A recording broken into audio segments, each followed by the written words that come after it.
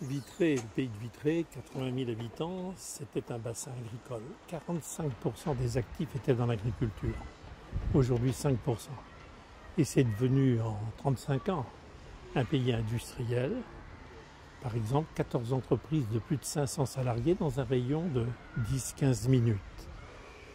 Alors pourquoi? On peut se poser la question.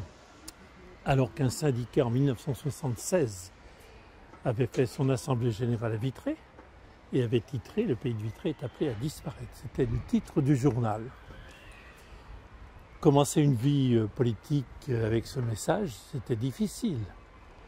Mais plusieurs éléments ont joué pour nous. D'abord, l'éthique du travail. Les traditions rurales restent fortes et la notion d'éthique du travail nous a beaucoup aidés. La passion collective aussi.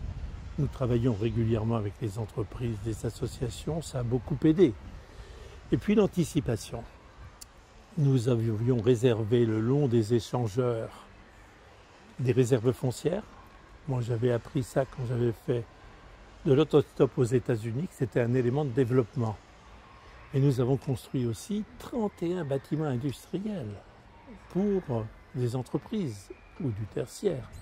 Je donne un exemple. Monsieur Dadou était un ingénieur à Rennes dans une petite entreprise. Il voulait se mettre à son compte. Il n'avait pas de moyens. Il nous a dit, est-ce que vous avez un bâtiment à nous prêter? On avait ces bâtiments qu'on avait préparés. Et aujourd'hui, cette entreprise, c'est Thales avec 700 salariés.